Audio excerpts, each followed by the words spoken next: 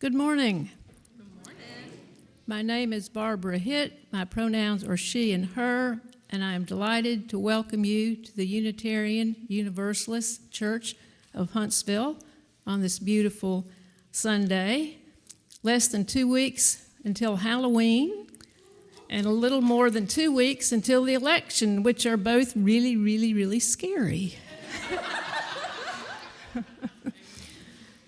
Whether you've joined us online or you're here with us in the sanctuary, we're very glad you're here. We are an open community of learning, caring, and justice making. You are welcome here. And then the script always says, just the way you are, but I always wish I could just leave my bunion at home. Okay. Oh, it says every part of you. Yeah, just the way you are. Our congregation is served by our minister, Reverend Jamie Dingus. She is available for pastoral care or to answer questions about our religion and be contacted through the church office. If you're a newcomer, please sign our guest book back in the foyer, and we can email you our newsletter. Please take a moment to silence all of your digital thingamabobs. If you have a joy, sorrow, or important milestone you'd like to share during the circle of candles and have included in the pastoral care, please write it on the white card in the pew in front of you. They look like that. And place it in the basket when the offering comes around. For community news, we have an email newsletter and a website, and there's a bunch of announcements in your order of service, and we have an additional one. Please plan to be at the church in 2 weeks on Sunday, November 3rd. We will be celebrating 10 years in our building here on Broadmoor. Isn't that great? Yeah, it's hard to believe, 10 years. We will be taking a group picture of the whole congregation to celebrate the occasion, so please be sure to attend. It didn't say anything about a dress code. Wear whatever you want. All right. Oh, okay, but, well, all right, there is a dress code. Wear something, according to Rev Jamie. All right. After our service, everyone is welcome to join us in the fellowship hall for coffee and conversation and snacks. And now I would like to invite Saoirse to ring our singing bowl to help us enter into the service more deeply.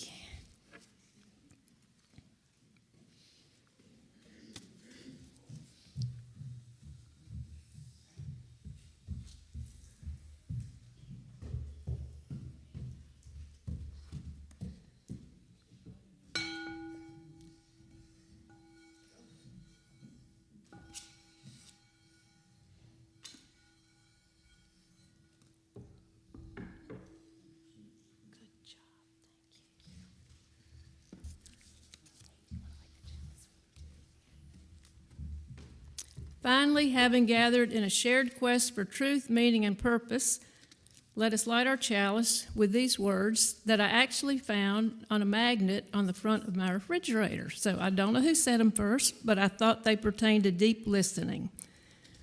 The Great Spirit is heard in the twittering of the birds, the rippling of the mighty waters, and the sweet breathing of the flowers. And now let us enter into this morning's service more deeply with music for centering and our thread song.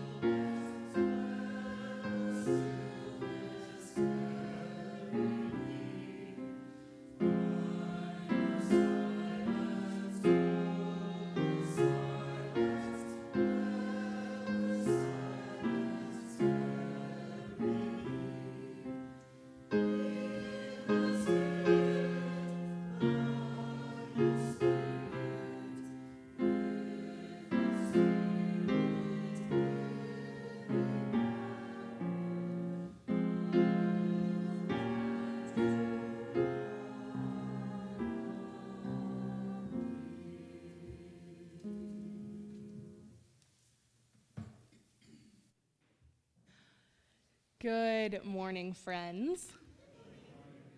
Welcome in, welcome here.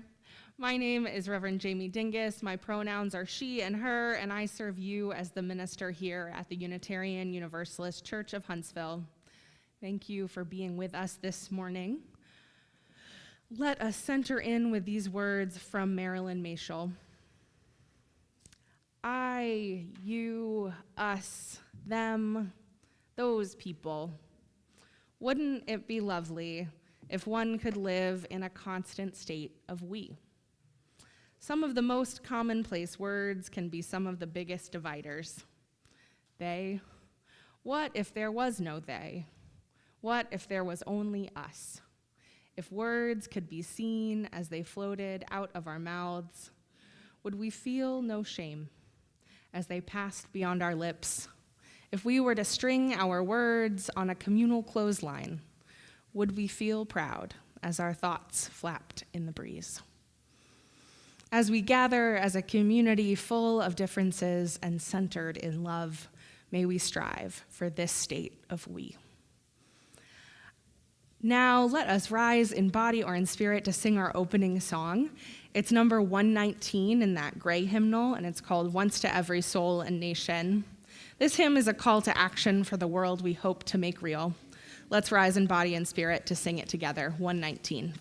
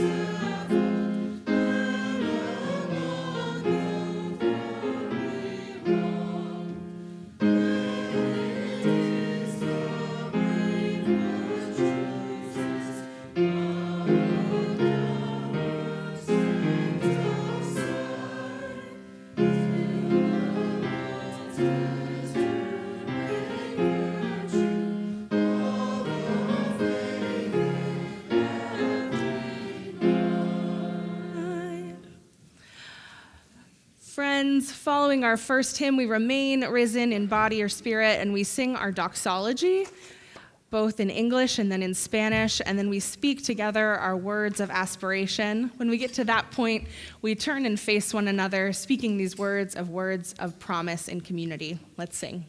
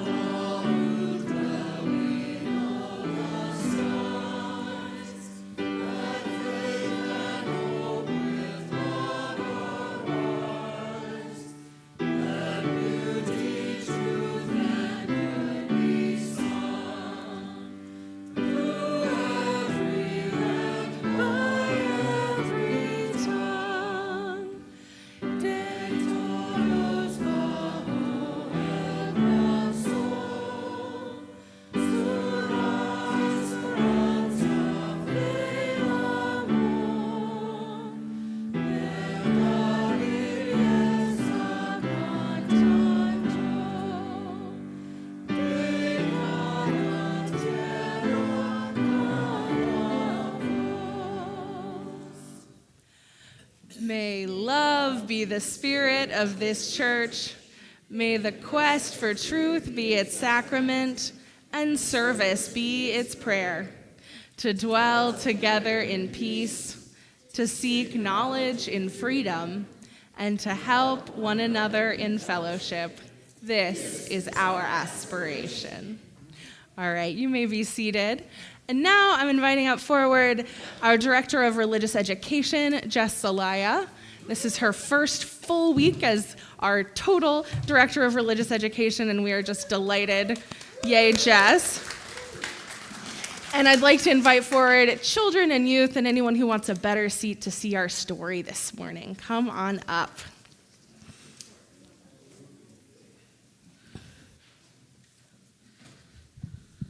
Good morning.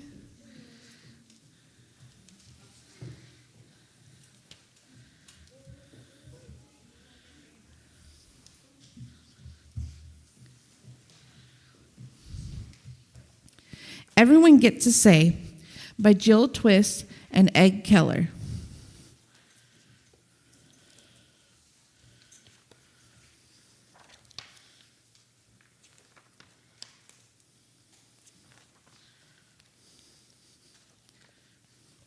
Pudding was a quiet snail. He did not like shouting. So, when he woke up to be the sound of loud bellows and honks, he poked his head out of his house, which was inside of his other house. Lately, it seemed like Pudding's friends couldn't agree on anything. They were trying to decide what to plant in a sunny patch of land, and it was not going well. Whatever Toast the butterfly wanted, Jitterbug the chipmunk did not. Do you know what butterflies drink? Nectar from the flowers using their tongues like straws, said Toast. We should plant flowers. But, said Jitterbug. Acorns grow into trees, and trees will give us even more acorns. And whatever Duffles and Nudge the otters wanted, Geezer the goose was absolutely against. No plants, shouted Duffles. Just mud, shouted Nudge. So we can do big tummy slides into the lake, they finished together. Honk, honk, honk, bellowed Geezer. I insist on vegetables, and I do not care what anyone else has to say. The yells got louder, and the shouts got shoutier. Pudding had just begun to squish back into his shell when, did you know that bees have queens? Everyone got quiet. What, said Jitterbug. A queen bee is someone who leads the bees, said Toast. Whoa, said Jitterbug. Do we need someone to bring us together? Yes, said Nudge. Someone to be our voice. And we all have different voices, said Duffles. Even Geezer gave a honk of approval. The friends had finally found something they all agreed on until... But, said Jitterbug. How do we choose someone? Maybe someone who is in charge, interrupted Nudge, should be the someone who is the tallest, finished Duffles. What if we started Pudding, but no one listened? Wait, exclaimed Jitterbug. Maybe the someone who is in charge should be the someone who is the fastest. Huff, puff. If you would just listen. Honk, honk, honk, interrupted Geezer. The someone in charge should be the someone who is the loudest. No, the twinsiest. No, the floatiest, the oldest, the fluffiest. No matter how hard he tried, Pudding couldn't get anyone to listen to him. The flittiest, the busiest, the squishiest, the slipperiest, the grouchiest. Wait, sputtered Jitterbug. Where is Pudding? The friends looked everywhere they could think of. No Pudding. Then they heard a tiny squish. Look, shouted Jitterbug. What does that mean? Everyone gets a say. That means you can say who you want to be in charge, said Pudding. Then I say who I want to be in charge, and Duffels and Nudge and Geezer and Toast say who they want to be in charge. Whoa, said Jitterbug. That's a lot of saying. And after everyone gets their say, we count. And whichever someone most of us want to be in charge is in charge, says Pudding. Honk, honk, honk. What about the loudest someone? Squawked Geezer, even louder than usual. But Pudding wasn't finished. When everyone gets a say, the very quietest someone gets the same say as the very loudest someone. The very teeniest someone gets the same say as the very biggest someone. Pudding stretched up a little taller as he realized that everyone was listening to him now. It's called voting, said Pudding. Voting is how you have a say, even when no one will listen to you. We think it's said Duffels. A great idea, finished Nudge.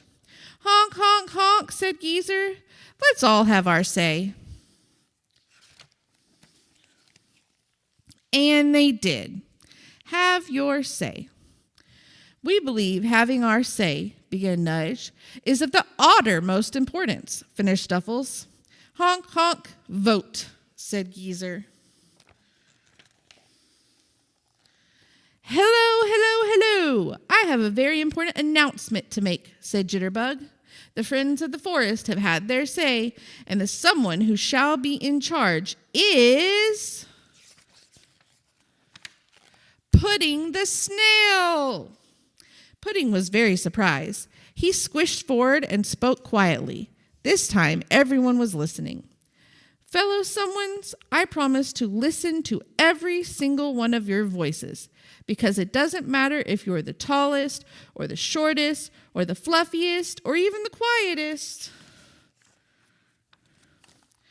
In our forest, everyone gets a say.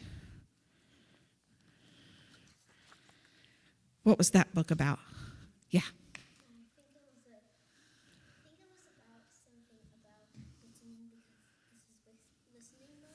Yeah, so the whole month of October has been about listening.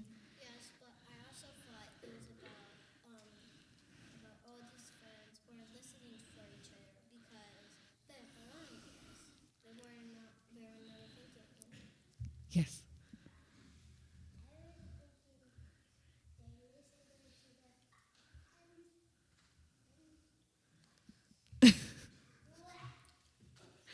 Yes. I thought I was going to be listening to every friend they just shout loud hey, I want to say, I want to say, I want to say. So some people are trying to be louder to get more of a voice. It's about trying to, no matter what, treating someone equally and still being nice to them even though you disagree. So treating the loud voices and the quiet voices the same? Yes. Yeah. So you have to go vote, everyone.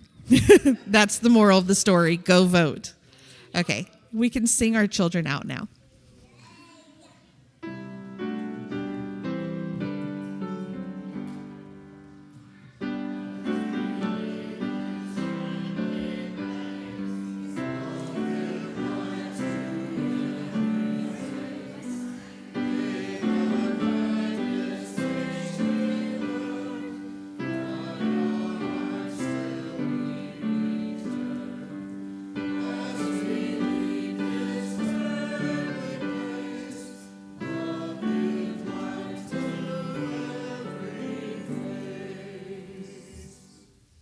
Don't we just have the best kids here?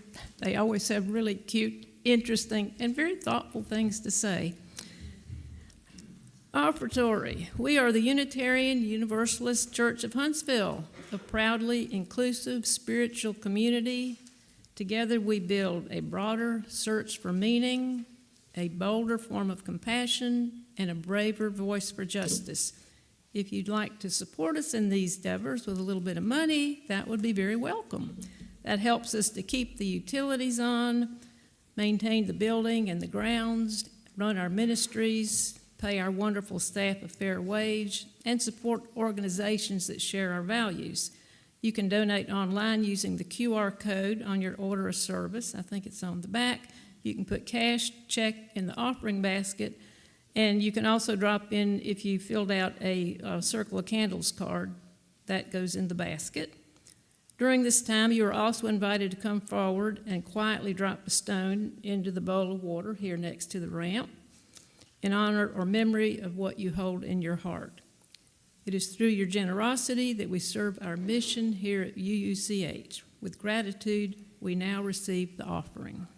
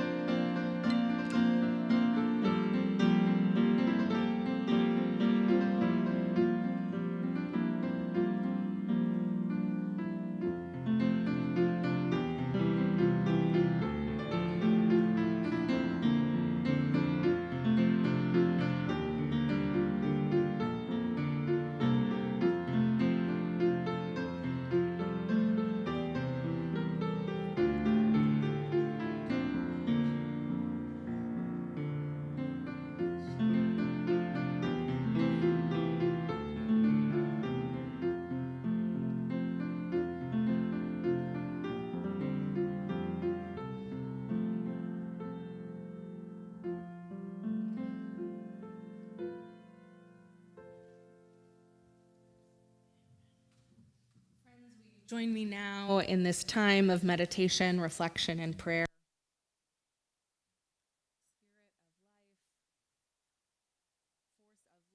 force of love, bending our universe ever toward justice, be with us in this time where we share with one another the joys and sorrows in our hearts. This morning we lift up in joy that it's been a big birthday week for our church staff, so wishing a happy birthday to Lori Larson, our music director, and Ryan Gonzalez, who works in our office. Happy birthday to them. Our beloved Benjamin DeLacy sent me an email this week and wanted me to tell all of you that he's thinking of his church family and doing pretty well right now. The road for healing is long, but we're grateful to know that he's in a good spot right now, and we're sending him lots of love.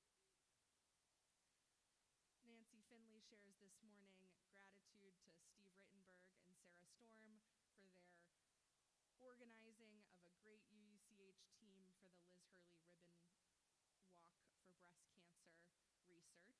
Yesterday was very fun, and we all crossed the finish line. What a joy. Gratitude for that whole team. Amanda Payne shares that she's found joy in visiting UUCH and being welcomed with open arms, and she looks forward to many more visits. We look forward to having you with us, Amanda. And as we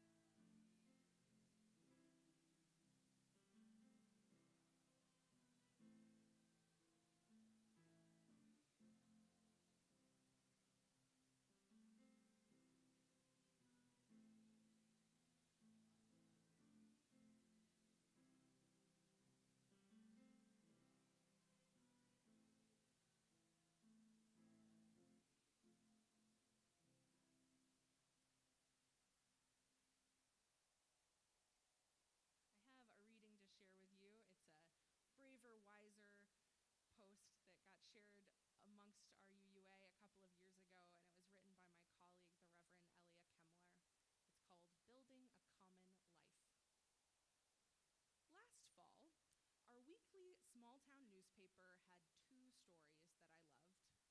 One was a thank you note from the animal control officer to several residents for rescuing a herd of 5 ponies and 1 goat. Apparently, the goat figured out how to unlock the barn and liberated everyone while the owners were away. The ponies and the goat were trotting down the road towards Dunkin' Donuts, which in New England, where this story takes place, is a common occurrence. And neighbors, the Dunkin' Donuts, not the goat, to be clear. Neighbors gathered, recognized, and identified the runaways and got everyone safely back to their barn. And then the second story was a plea from a reporter asking whoever person had stolen a styrofoam gravestone to please return it to its rightful owner with no questions asked. The gravestone's creator had set up a free haunted house for the neighborhood kids each Halloween, and we were all encouraged to keep a lookout for the missing gravestone, which at 4 feet tall should be hard to hide. The next week, we got the reassuring news that the gravestone had in fact been returned. This, Reverend Elia Kemmler says, is small town life at its best. Drivers stop to let you in because if you cut someone off, you'll see them later at the post office. At the dump, people set out their useful junk on a concrete wall so you can get rid of some of your own trash and then come home with someone else's trash. We use town meetings as a form of governance, which means sitting in the middle school auditorium and voting on important things, like whether we can afford a new senior center, by raising our hands.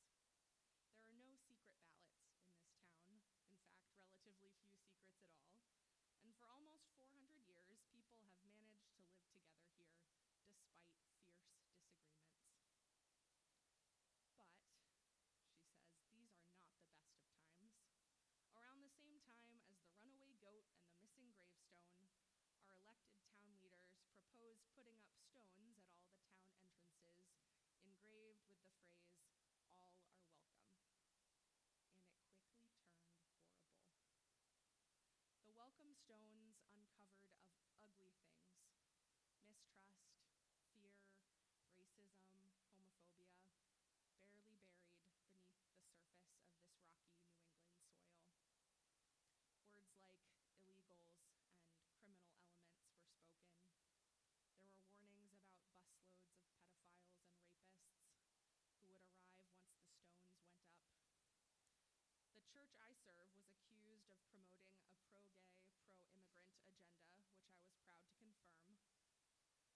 And when it came time to take the vote, after weeks of bitter argument and contempt on all sides, I had to force myself to keep my eyes open.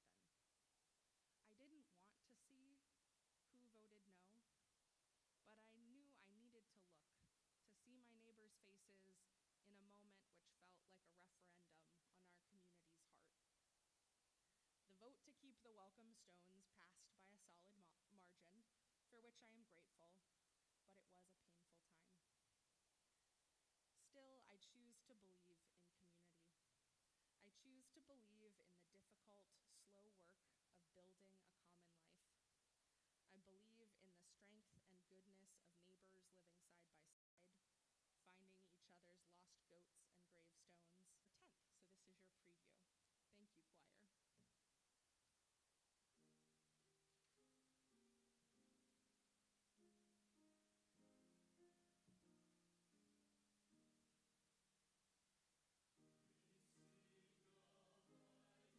Thank you, choir.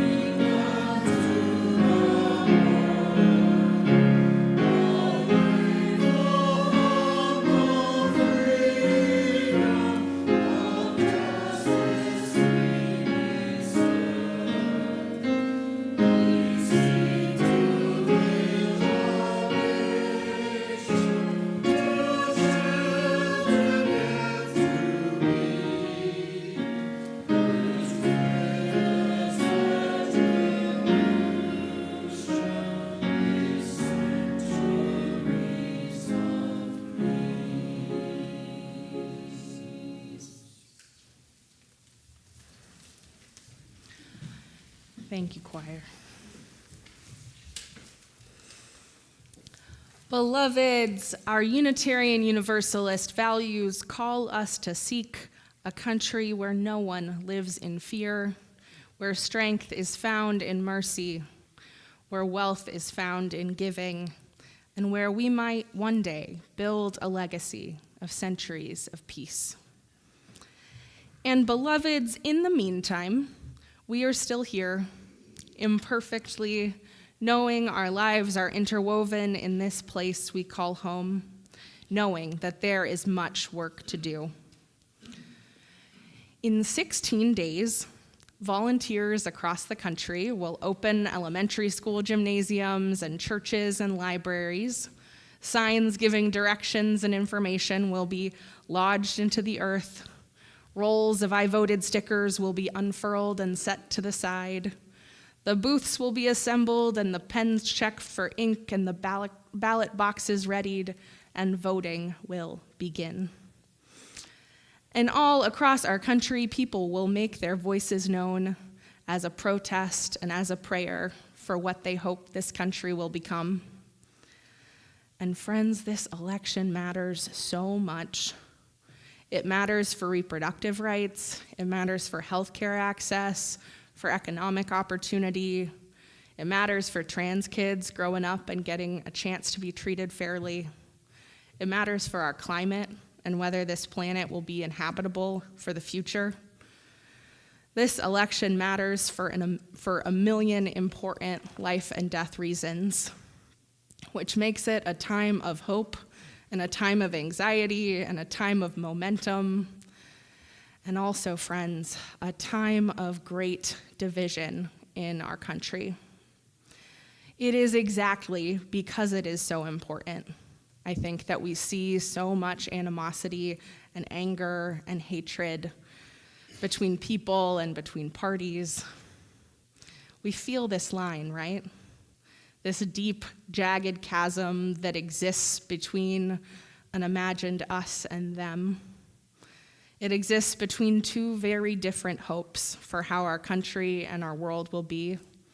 And this line is painful. How many of you feel that line in your own families, with siblings or cousins or parents that you can't hardly bear to speak to anymore because that line is so deep and painful? How many of you feel it at work or in your community activities? The coworker who feels like a total stranger, sitting just a few desks away. The sports coach who says he loves your kids but votes against their best interest. Each of us hoping and praying for a world so different from the one we would hope for. It is a painful experience to live in this division. This great expanse between the world I want and the world you want and the world they want. And the tough truth of it all is that whatever our hoped for outcome of this election, not a single one of us today knows for sure what will happen. And whatever our hoped for outcome, the work of making it real, of making our country this nation that we hope for, does not end on November 5th, regardless of who wins. And so we are left to figure out how to be in community despite these divides and the sharp, acidic hatred that they cause between us. Earlier this year, I read an exceptional book by activist and civil rights lawyer Valerie Kaur. The book's called See No Stranger, a memoir and manifesto of revolutionary love.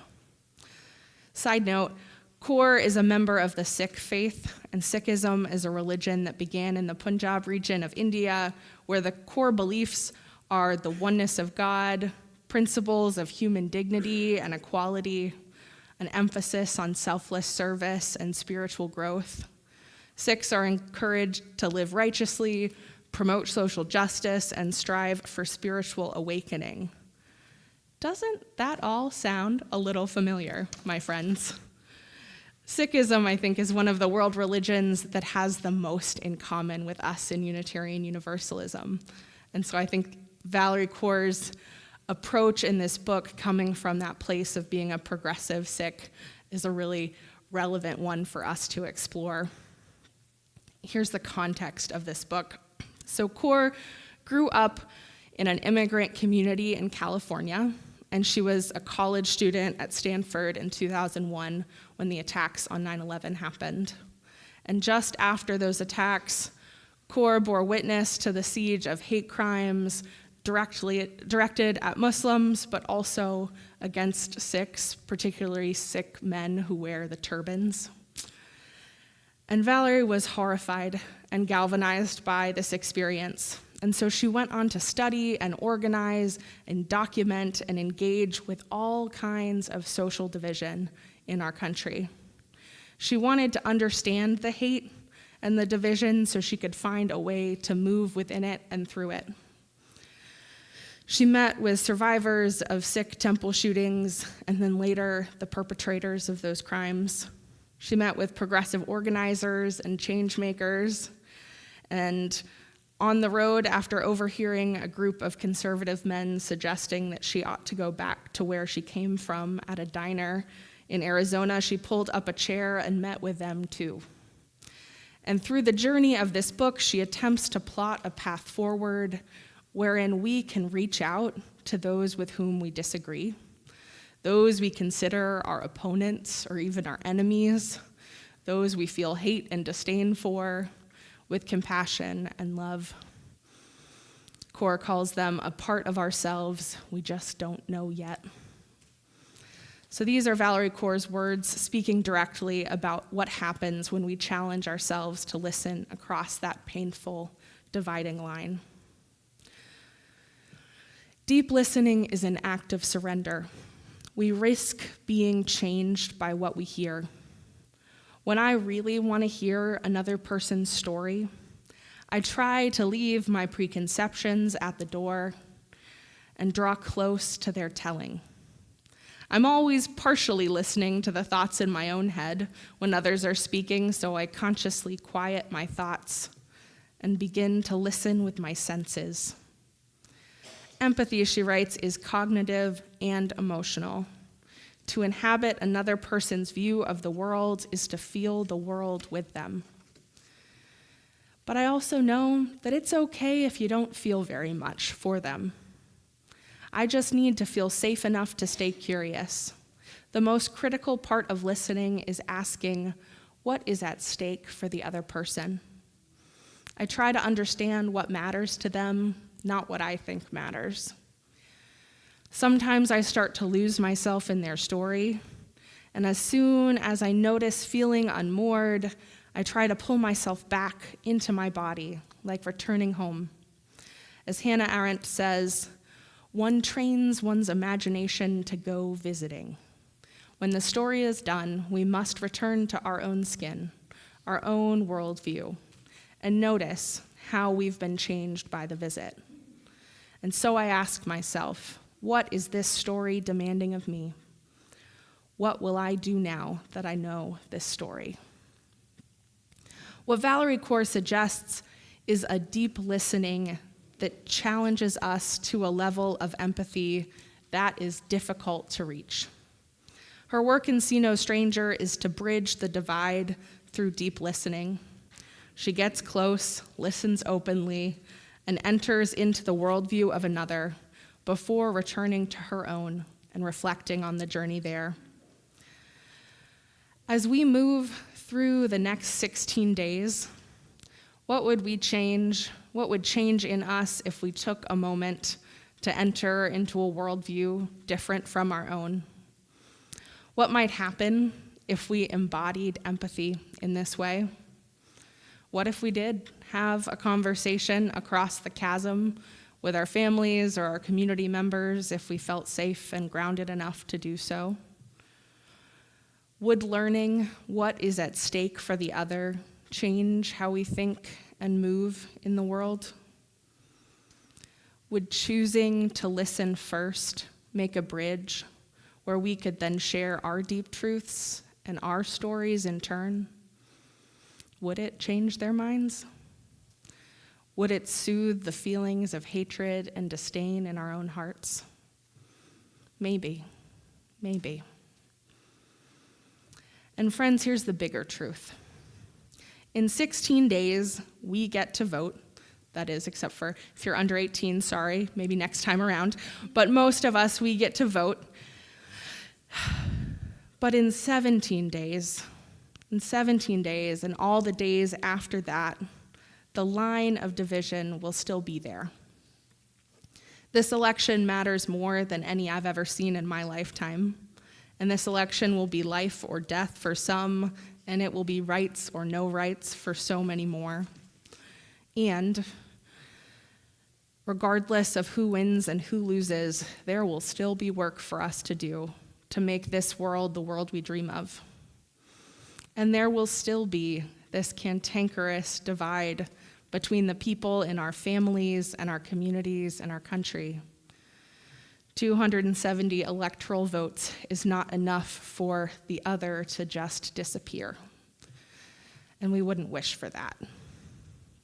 After all, we seek a kindred nation where each is free to dream, where diversity is valued and unity is seen, not in common dogma, but in a shared belief that in our free expressions, our nation is complete. And the work of making that nation is ongoing. I turn back to Valerie Kaur's wisdom. She says, "I do not owe my opponents my affection or warmth, but I do owe myself a chance to live in this world without the burden of hatred."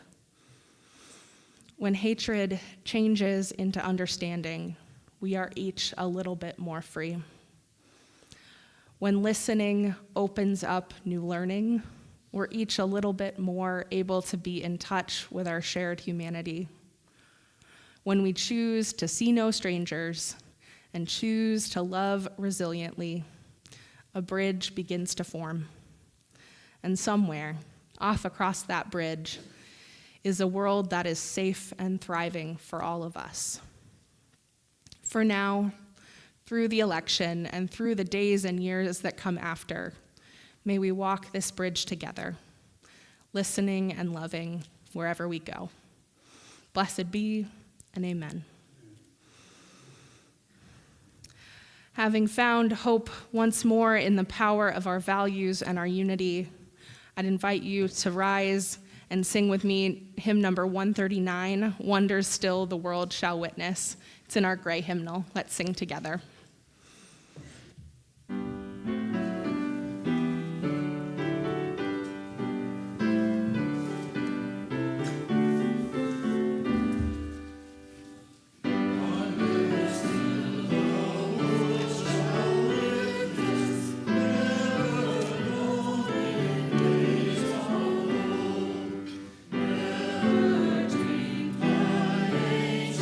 Sages, most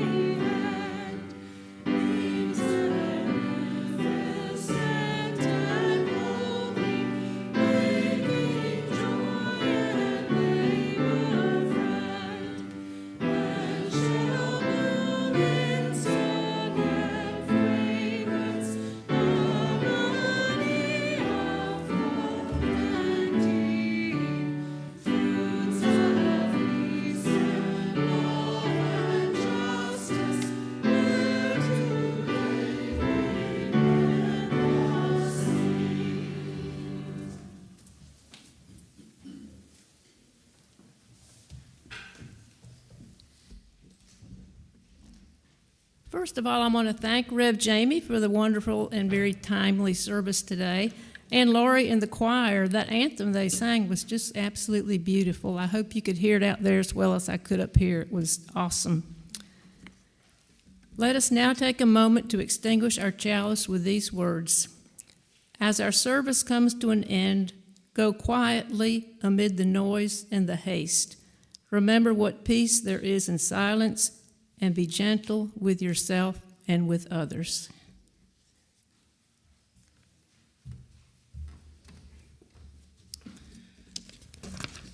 Friends, our service now comes to a close. I will be at the back of the sanctuary to greet you, and everyone is invited to stick around after the service for coffee and conversation.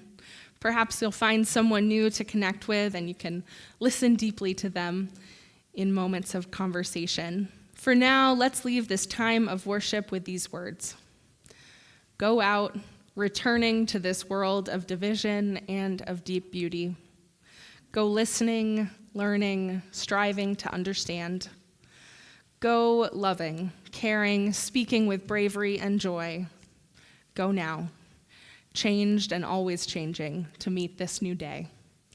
Amen, blessed be, and let's go out singing our rite of community. It's number 1039, Be Thou With Us.